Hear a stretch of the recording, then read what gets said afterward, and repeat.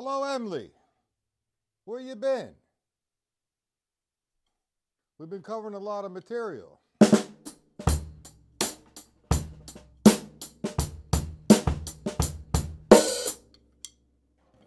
Oh, I have to sneeze. Sorry.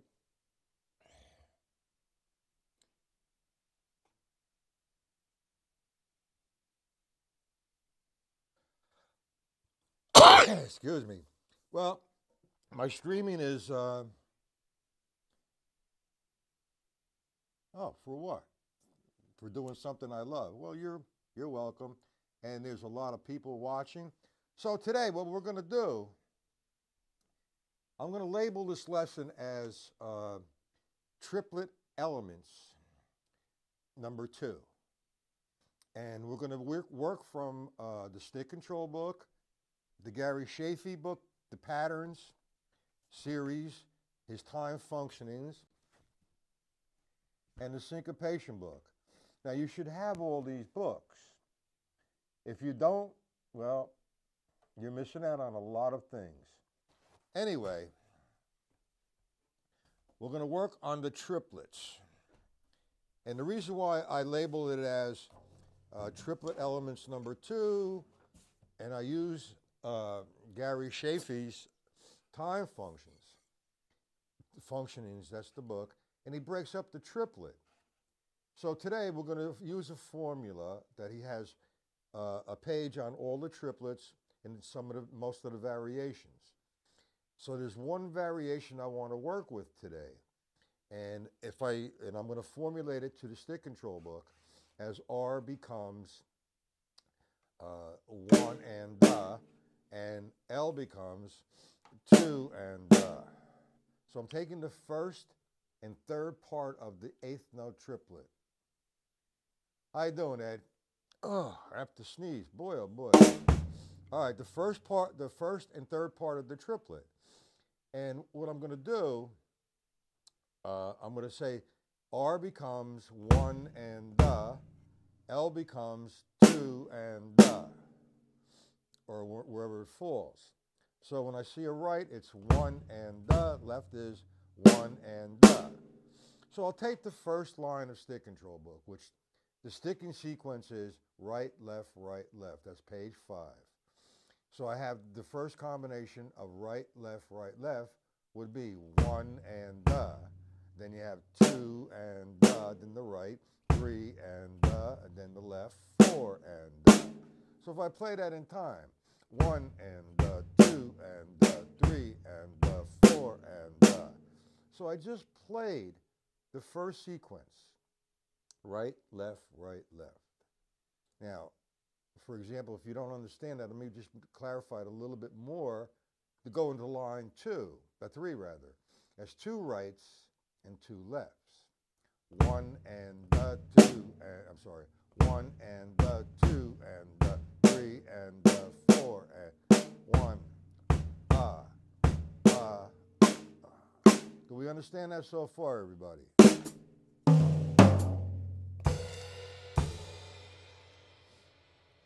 Yes? No? Now what I like to do is play that against the time. The jazz pattern, straight ahead jazz time. I'm getting free stroke, down, a free stroke, down. My left foot's on 2 and 4. 1, 2, 3, 4, 1. Now I'm going to play the formula. It is the swing feel. That's swing. 1, 2, 3, 4. Jazz time, standard straight ahead time. 1 and 2 and 3, and I'm going to play the first line.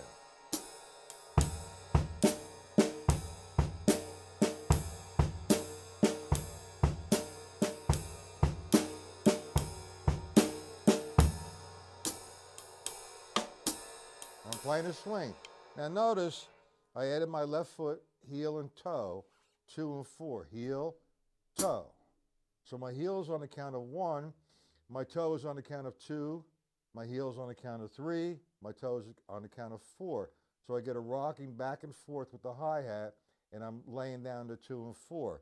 I'm playing, maintaining the straight ahead jazz pattern with my right hand.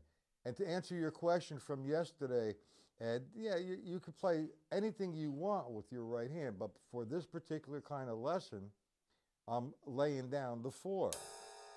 So I get a consistent sound and pushing. 3, 4. 1, 2, 3, 4. Free stroke, down, a free stroke down, a free stroke, down. Now I'll play line number 1 again. The formula.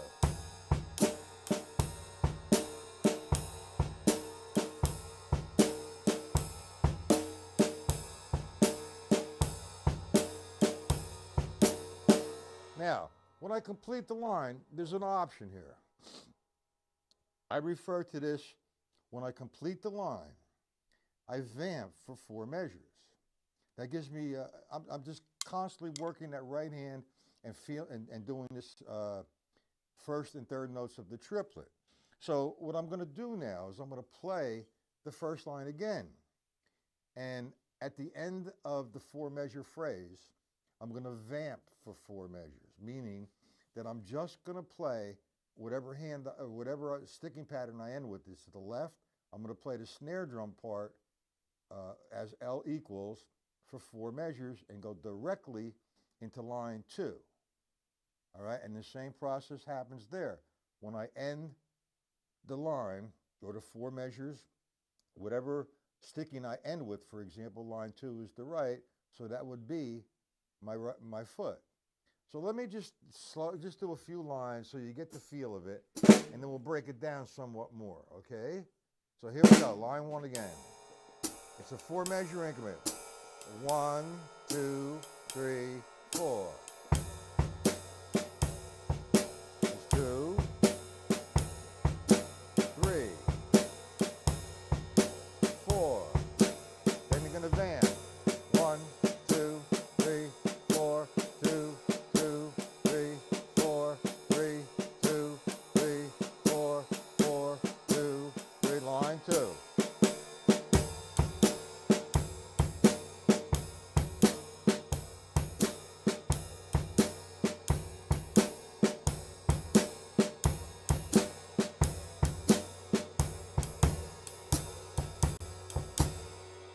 Okay, who is this?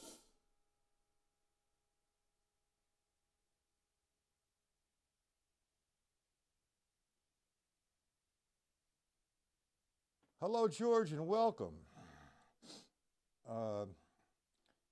You're a little late, but I can go over it again. It's not a problem. Miss Emily, Ed, Jack. Man, we have a full crew today. All right. Okay, no problem. I want to cover a lot of different things today. So from the people that were here, and I explained the formula, what I'm using, the stick control book, and how I got the formula from the patterns, time functions from Gary Chaffee. Do we have any questions from this point? What happened to my coffee? We're going to use a click track today. Okay, Jack? The coffee's good, Jack.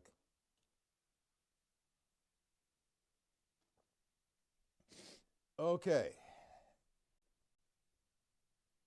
All right, you understand it, how I formulated. Sir, too formal, but respectful. Yeah, the coffee's good. Jack sent me a couple bags of coffee. Jack was here last week for a few days taking some private lessons. Jack is a heck of a drummer. A heck of a drummer. What he wants from me, I have no idea. But that's okay. We all learn from somebody, no matter who it might be. Like you just said, George, you know, you're 65?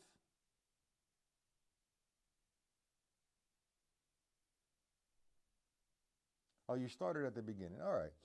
Anyway, do we understand why I'm using the vamp?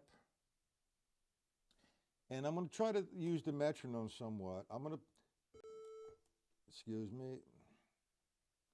I'm going to try to put it on 60 at first, maybe 72, but we'll do 60 so it's slowed down. Now, I will do a lesson on the uses of a metronome, how to use it. Right now, I have it set for 60 and a hum coming through my system, which I don't like. Hold on. There you go. Now, can we all hear the click track? Can we hear that? That's the pulse. That's 1, 2, 3, 4. 1 and 2 and 3 and 4. Now we're going to try to put this together. I would highly recommend doing at first without the metronome. Once you feel good with it, try it with the metronome. 1. Here you go. 1, 2, 3, 4. 1 and 2 and 3, 4.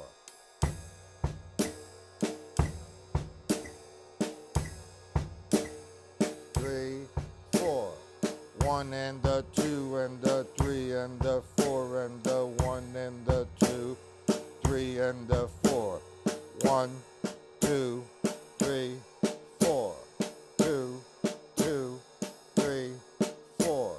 3, 2, 3, 4. All right. Well, I don't know if that's a good thing. If you hear it or not, I'm trying to bury it. When I bury the metronome, that means I'm right on it. If you hear it, it means I might be just a little too ahead of it or too behind it.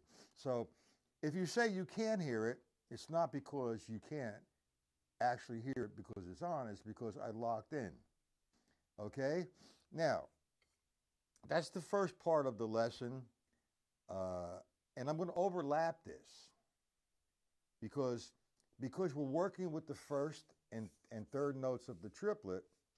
And it's a good exercise. It's not about any particular form of a song or any song whatsoever. It's just about developing the playing the jazz time and developing control with the bass drum and the snare drum. And as a formula from George Lawrence Stone's stick control, page 5, 6, and 7, if you'd like. It's endless, man. These are great exercises. You know, I'm not going to put the metronome on 120, which I can, or 150. It doesn't make any sense because this is an instructional platform. And I'm trying to explain it as best as I can so that everyone could hear it and see it and understand it. Now, that's the formula. I made R become the first and third note of the triplet. Russ, you're back. Russ, okay, man, I'm glad you're here. I didn't see you there, but that's okay. Anyway, the next movement is from the stick control book, and it's related to this feel. So we take the stick control book, page 5, line 1. The way it's presented is straight up and down, meaning it's 1 and 2 and 3 and 4 and. Now we're going to swing the line. When I swing the line, I take the 8th note as the third note of the triplet and the 1, 2, 3, 4 as the downbeat of the triplet, the first note. So I'm still now, the and of the triplet is absent. So we have this. The first line is going to be 1 and 2 and 3 and 4 and fine. That's how we're interpreting the line. Now how we're going to do it now is we're going to do a substitution. Instead of using the right hand, 1 and 2 and 3 and 4 and we're going to assign the right to the bass drum. So line 1 would be 1 and 2 and 3 and 4 and 1 and 2, 3, 4. Line 2, it's the reverse. You're starting with the left. 1 and 2 and 3 and 4 and 1, 2, 3, 4. Line 3, 2 rights, 2 lefts. So we have 1, 2, 3, 4. 1, 2, 3, Line 5, 1, 2, 3, 4. So what you're doing in essence is you're playing the line. You're swinging the line, and instead of using the right hand, you're using the bass drum. So with that being said, you're doing this. You're going to play the jazz time. And it's very important that free stroke, down, a free stroke, you want to maintain the sound. It's a scientific approach, so you get the 4 quarter notes. My attack on the ride cymbal is from the same point. A lower sound, I want this. 1, 2, the 3, 4. 1 and the 2 and the 3 and the 4. Now do line 1. 1, 2, 3, 4. 1, 2, 3, 4. 1, 2, 3. Line 2. 1, 2, 3, 4. 1, 2, 3, 4. Line 3. 2, 3. Here you go. 1, 2, 3, 4. 1, 2, 3, 4. Bang. Have a lot of fun. Let me take the metronome up a little bit. Let me see if I can hit this now. Let me say 100. That's 1, 2, 3, 4. 1, 2, 3, 4. Line 1.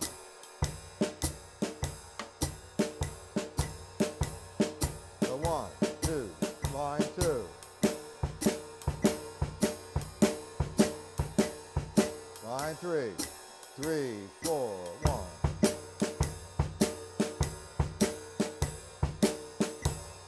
Line 5.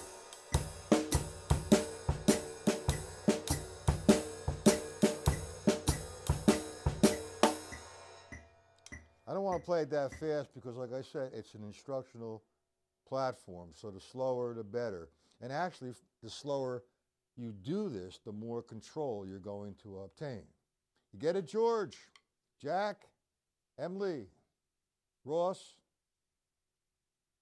and Ed. Just multiple ways of using the stick control book.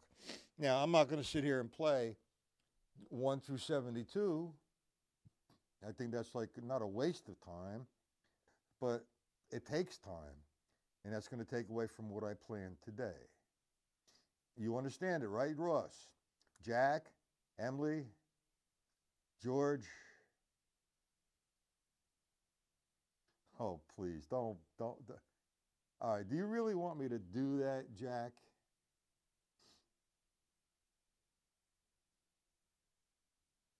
All right, I will show you that. First off,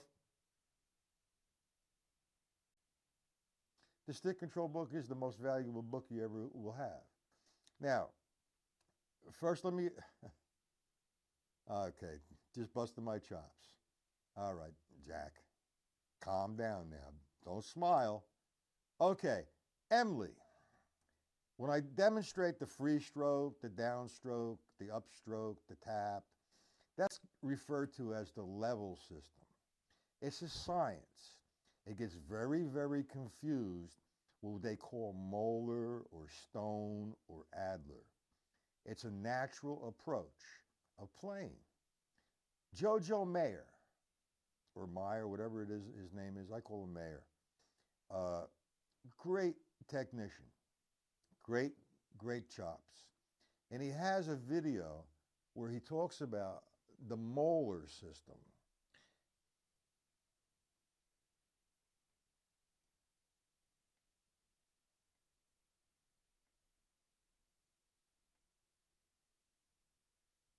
Yeah, stick control, yeah, all right. The question is, I need to, see, this is being recorded. So I'm going to address all these questions, and I'm going to save the question, and I'm going to address it. Now, Emily was first, so we're going to take Emily's question first. Now, like I said, Jojo Meyer, or Mayer, it's a science. There's 3 sticking heights, usually. There's the full stroke, which is My stick is straight up in the air. I throw the stick down. When it makes, hold on, let me take this metronome and turn it off. It's making all kinds of noises. Hold on. When this is called a full stroke position.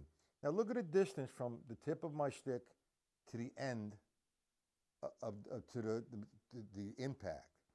What happens now is I don't grip the stick too tight. I hold the stick tight enough so I have control of my stick. If I hold the stick too tight, I'm going to choke the sound. And the impact is going to go, instead of outward, the sound, it's going to go inward. And when it comes inward, what's going to happen, you're going to cause some physical problems for yourself. Perhaps carpal tunnel or tendonitis. Well, molar, all right, there's somebody just answered or asked this or said this. They heard of molar. I didn't know it was the same thing. It's not the same thing, okay? This is a science. It's the laws of physics. I don't want to get into weights and measures and velocity and all that stuff. But if I throw the stick down from this point, okay, and I make impact on the drum, it's going to produce a loud sound because my distance is is long. So I throw it down. However, when I throw it down, I'm going to allow the stick to come back to its starting position. I throw the stick and it came right back. And I developed a loud sound. Now there's a whole spectrum here, the distance from here to here. I could make this my full stroke, not go any higher than that. That could be my full stroke, or this could be my full stroke. But that's a little confusing at this point. That's called the full stroke. This is a controlled stroke. I throw the stick down, it comes right back. My hand follows the stick and stops it. Okay, it's just a natural thing. Now, the next control stroke would be the downstroke. So I'm coming from this point, and I'm going to make impact on the drum, but I'm not going to let the stick come back. I'm going to leave it down. It's about 2-3 inches off the drum. That's called a downstroke, but I controlled it. I didn't squeeze it on impact. I just stopped it. If you squeeze a stick, you're going to create tension, and you're going to create injury to your arm or your wrist or your body. So let me go back here now to the full stroke. This is referred to as the free stroke or full stroke. Okay? The next stroke would be the downstroke. I remained there. I stopped it. I didn't allow the stick to go up. I'm controlling the stick. Controlled strokes. Now, from this point, the next movement would be a tap. All I'm doing is from this point, hitting the drum, letting it come back to its starting position of the downstroke. That's a tap. The next movement would be an upstroke, which would be from this point, I make impact and come, say, back to the free stroke or full stroke position. Now notice, my downstroke, my free stroke rather, and my downstroke sound the same in volume. My tap and my upstroke sound the same in volume. So I have 3 movements, and they all, the full stroke and the downstroke sound the same. That's volume, and that's for accents, the position of your hands. And the tap is for a lighter stroke, and the upstroke is to get in position, to nail an accent. So again, we have the free stroke,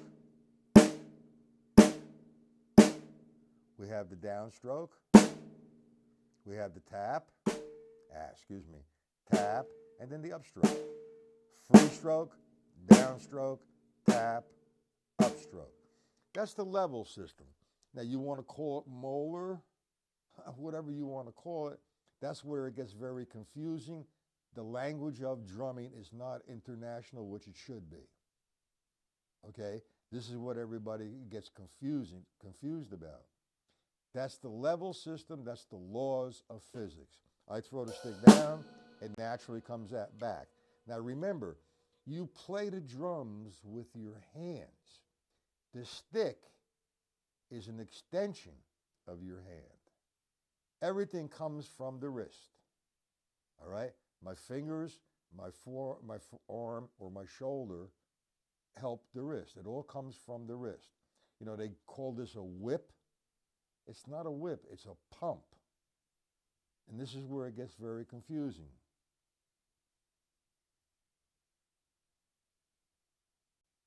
It's, all right, let me get to that in a minute, Emily. All right? I hope this kind of straightens out what Moeller or Stone or Adler. Adler would have a seesaw method like this, which is not a practical way of playing. What I'm doing, for example, if I'm playing single strokes, now I'm going to play single strokes again, just like I did there, but I'm going to play my right hand on my knee. Watch my left.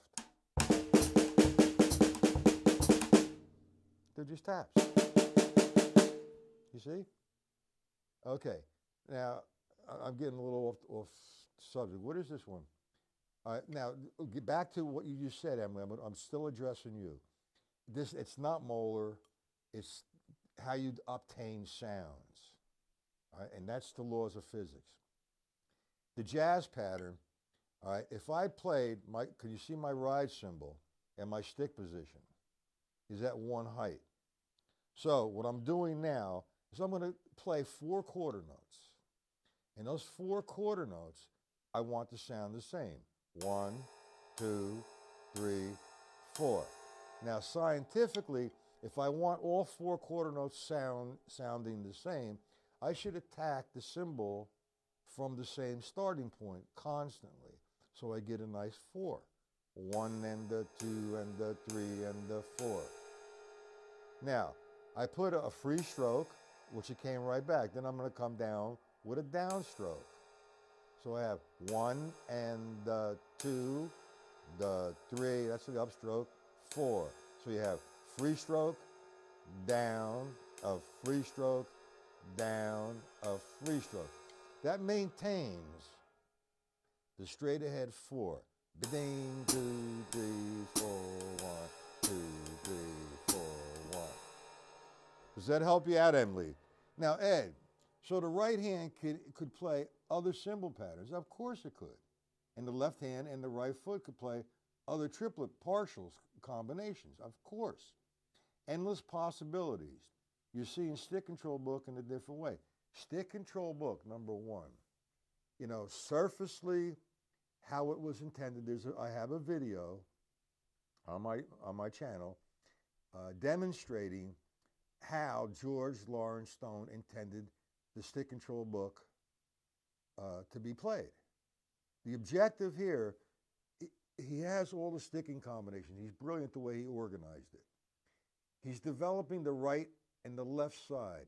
However, you could say it's open-handed. He wants to equalize the right and equalize the left, not only in attack, but sound, so that the right hand and the left hand on impact all sound the same.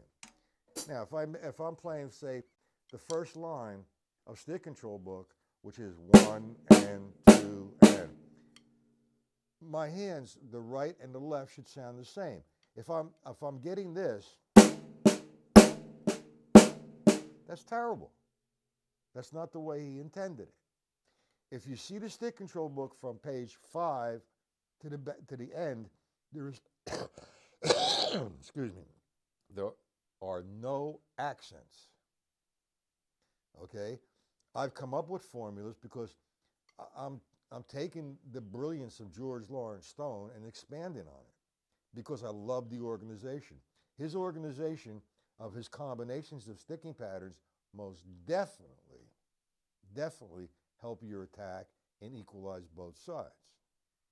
The level system, if I'm playing, say, single strokes and I want to get an accent, or no, we'll stay with the triplets, all right? If I'm playing 8th note triplets, no accents, 3, 4. Notice I'm coming down from one point, and my sticks are not going any higher. This way I can get an equal sound on my right side and my left side. Okay. However, if I want to put an accent on the first on the downbeat of the triplet, the 1, 2, 3, 4, well, what occurs here is the level system. I come down, I start in this position, I come down to hit the accent. My next stroke is going to have to be a left, and it's going to be an upstroke to put myself in position, okay, to hit the up and coming accent. And, duh. Now the and, duh sounded the same. Now I'm in position to attack the accent on the left side. 2, 4, and the 1, and the 2, and the. Two different sounds inside of the eighth note triplet. Does that clarify some things for you, Emily? That's the level system. A friend of mine, Jeffrey Johnson, he studied with Joe Morello for quite some time. A good friend of mine. He has published a book called The Level System, and he does a magnificent job explaining what I'm explaining right now. It's just a natural way to play. Example, just to show you how natural it is. If you had a little, you're a teacher or you're playing a gig and some little kid comes like, wow, that's really good. I want to be just like you. And he sees you playing single strokes and you give him a chance to play it. You're playing single strokes, 16ths. He naturally will play that way because he hears it that way. You ask him to put an accent on one of the strokes. Here's what he would do naturally.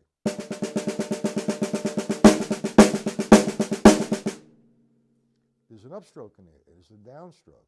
What I do when I teach the levels or I teach rudiments with accents or I teach anything with accents, I do it so slow, almost slow motion, so you can see the motion occurring. That is where your speed comes in. Once you get that motion going on, you can take it any place you want.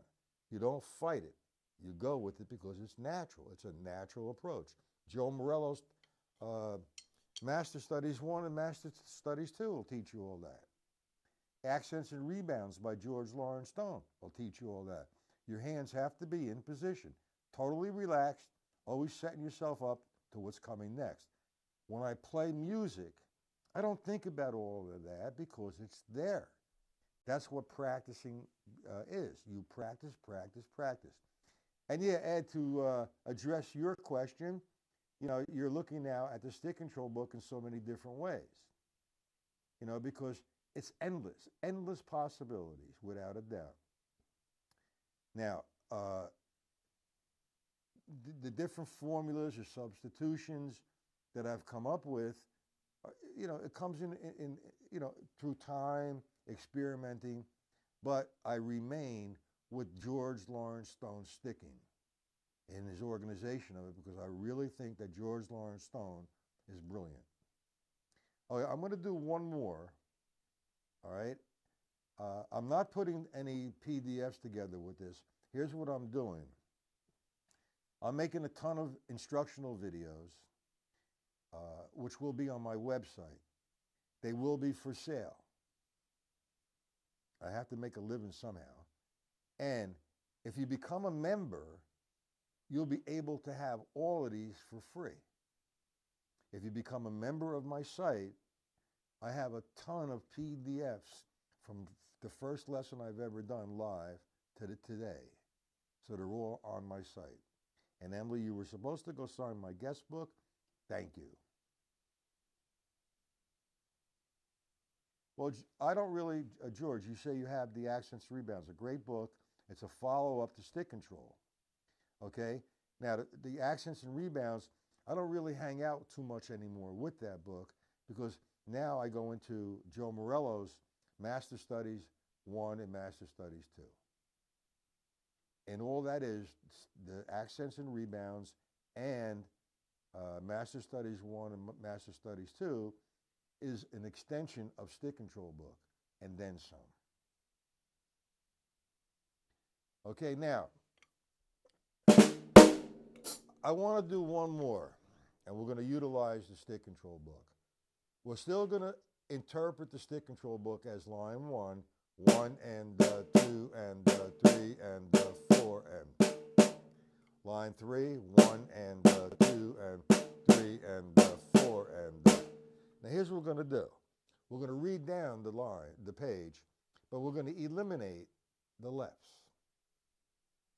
Now this exercise, you can go do it in the syncopation book as well, but let's stay with the stick control book right now.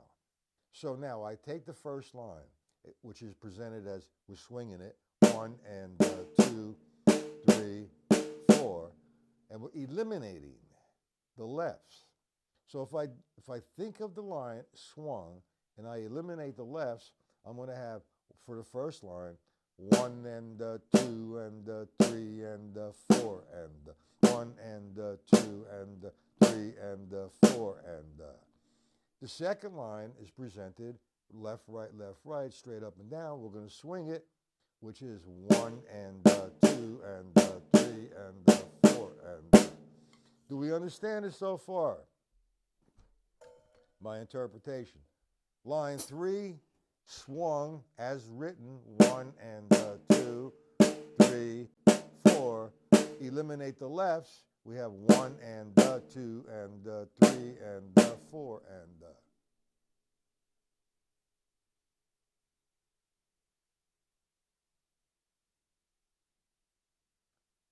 Okay, so now what we're going to do, we're going to put our bass drum on 1, 2, 3, 4.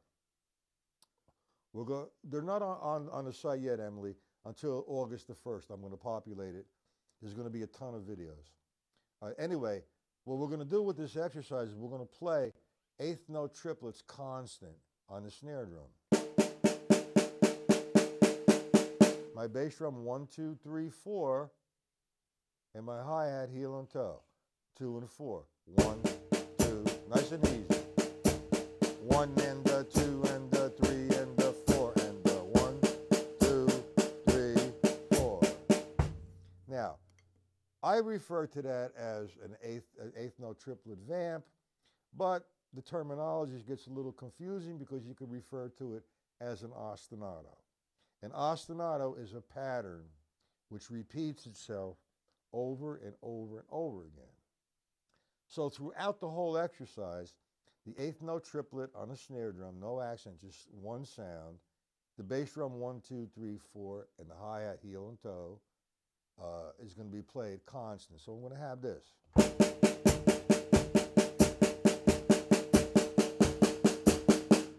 So with that being said, and that's going to be constant, I'm going to go back to the stick control book.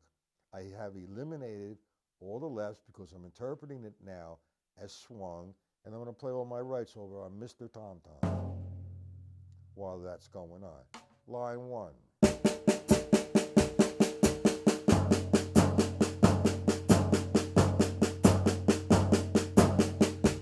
Line 2. Work.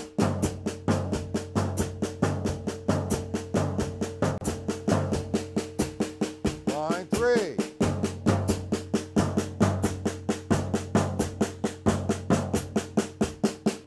Line 4.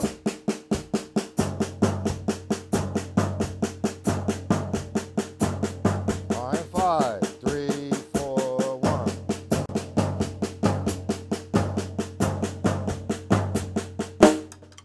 Now, with that being said, there's other elements we're going to do with the triplet. With the left hand, we're going to play the accent on the first note of the triplet or the third note of the triplet. You know, like 1, 2, 3, 4. And there's other things how we're going to play with the same interpretation. This is step 1 of an endless journey with this particular pattern. So what I do now, I'm locking it in, or my right hand on the floor tom-tom. So what I do,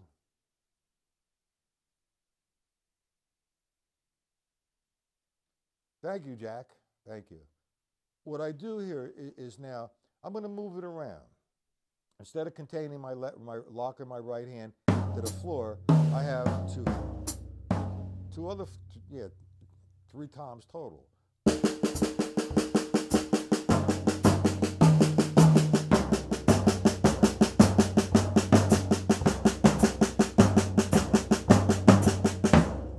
So you can have a whole lot of fun with that. I'm going to need to close up. That's very nice of you, Jack. By the way, I live in New Jersey, and I am having another camp. I refer to it as a mini camp because it's only a 3-day. I was doing 5, 6 days, but that gets a bit much. So what I do, my next one is coming up in July, the last weekend of July, on a Friday, Saturday, and Sunday. So if anybody would like, email me, and email me, as a matter of fact, anyway, if you want PDFs when I get them written on these lessons. So I'm going to give you my email.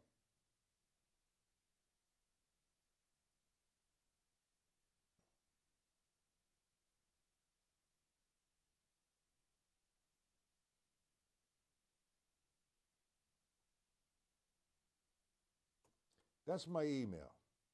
So if you want to find out information, cost and whatever, time, housing, or whatever it might be that you want, just email me, or email me anyway. I'll put you on the email, my mailing list, and you get an update on the week's agenda and the location. Tonight is 8:30 on my site.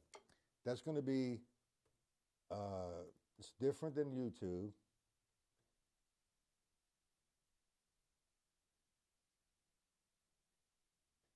I hate this laptop.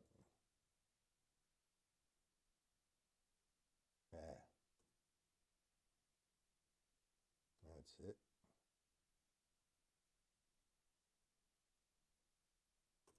That's my website. I'm on that website on Mondays and Wednesdays. This week I had to make a change only because of the Memorial Day holiday. So it's every Monday and Wednesday, 8:30 p.m. Eastern time on my site. I've been trying to do Monday, Tuesday, Wednesday, and Thursday at 1 p.m. on YouTube. And most of the time that happens. Sometimes because something does come up, I'm unable to do that, like tomorrow. Tomorrow there is no lesson at 1 p.m. I will be back on YouTube 1 p.m. come Monday. Okay? So is there any questions, or, if there is, I'll try to help you if I can.